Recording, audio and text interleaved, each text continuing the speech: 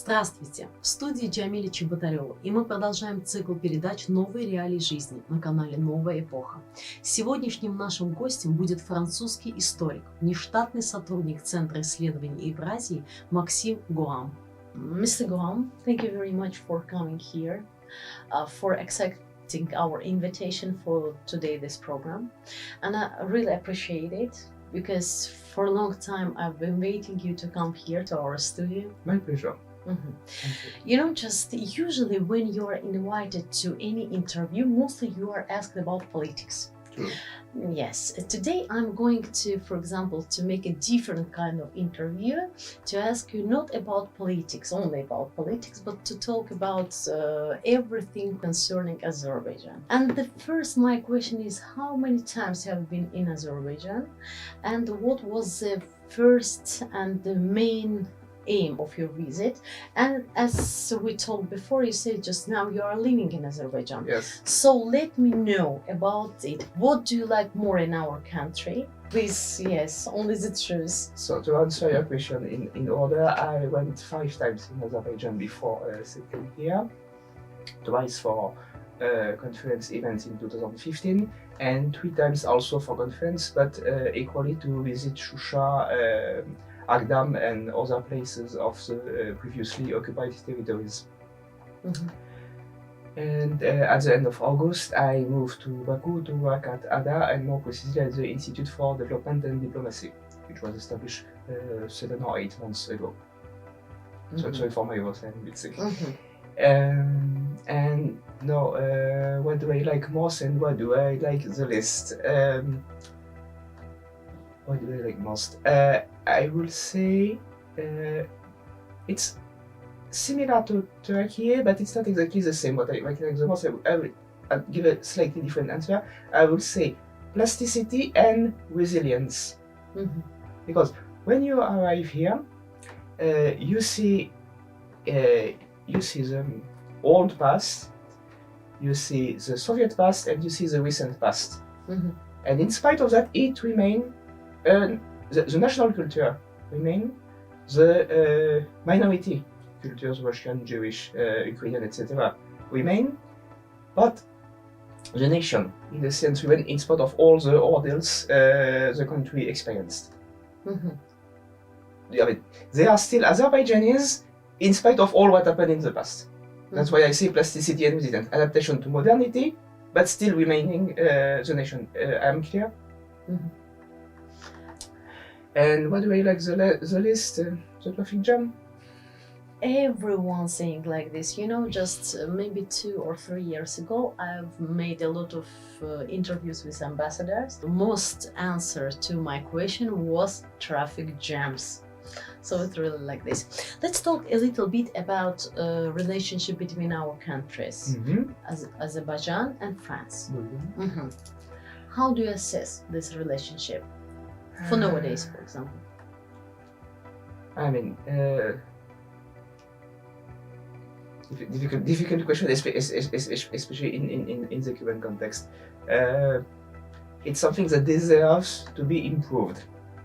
There are a lot of possibilities which have been really exploited as much as they should. You are a secular country, we are a secular country. We are the 2 extremities of Europe. The European Union in the current context needs gas and oil. Our country produces so. No, we use mostly nuclear plants for electricity, but the rest of Europe has often quite a different situation. The cultural links are quite obvious because of the French preponderance of the French culture in the East and in the Russian Empire, especially in 19th and beginning of 20th century. So this is a legacy that remains and that is remarkably kept in Azerbaijan today. The dozens of educational institutions who kept teaching French. I was impressed. I did not know that when I settled here. I learned that recently.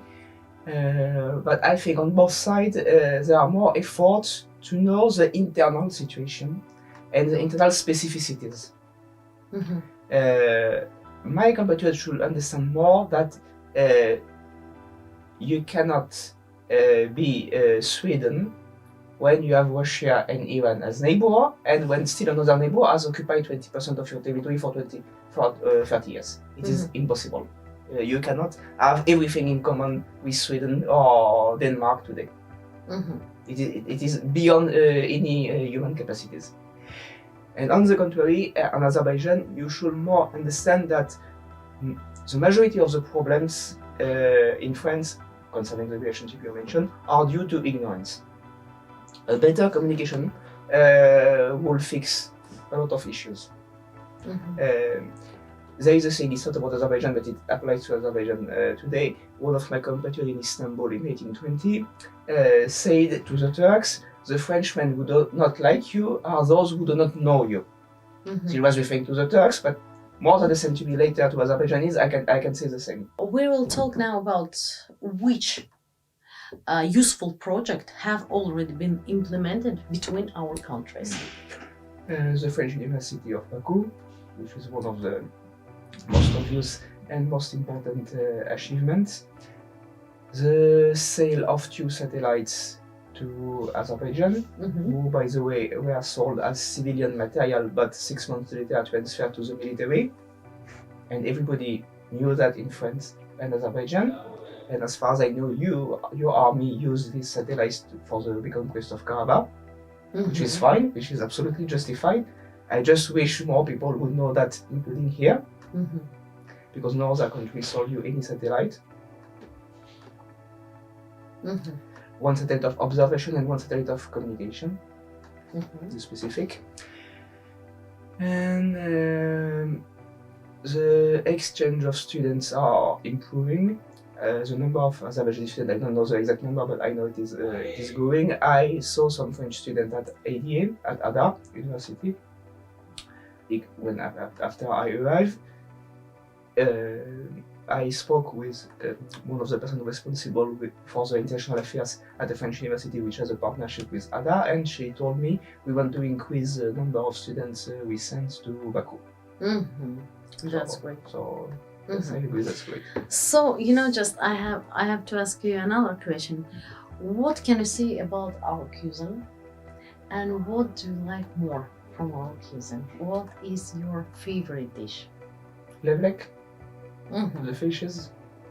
We are close to the Caspian Sea, as you know, and for the moment, that's what I appreciate the most. So you mentioned before that you've been in Shusha. Yes, twice. How do you say about visiting Shusha? What do you feel? There are several feelings. The strongest feelings is if somebody wants to know what hatred is, he or she should go to Shusha. Because, you see how the will to prove with quotation marks, of course. This is ours, this is not yours. Is higher, is stronger to the desire of personal comfort. I don't say all Armenians of Shusha destroyed, of course, because not all were supportive of these practices, but a part of them did so. And the result was the Armenians of Shusha lived in ugly Soviet-styled, Soviet time houses, buildings, and the historical buildings of the Azeri landlords were destroyed. They were not seized, they were not confiscated, they were not used by others, they were destroyed. Oh. This is the most striking things when you arrive. You see almost everything destroyed, including the nice, beautiful historical buildings, and you see what remain, just ugly Soviet time constructions. And something else that is remarkable, not exactly in Shusha, but near Shusha at the arrival, you see some villages which have been left abandoned because the inhabitants were expelled, purely and simply. But when you look at the buildings, they are not destroyed. They have been damaged by 30 years, of course 28 years, but they are not destroyed. And you see, because there are some people who say, oh, it's normal that Agdam, Shusha are like this because the inhabitants were not here. No, it's false. Because if you compare the few villages which were just abandoned but not destroyed, and what has been actually destroyed in Shusha, in Agdam, etc., you see the difference. You cannot confuse the two kind of buildings. Thank you so much for coming My here. pleasure. And please, your wish to Azerbaijani people. What can you Peace, and continuation of prosperity. That's okay. Thank you so much. Really appreciate it.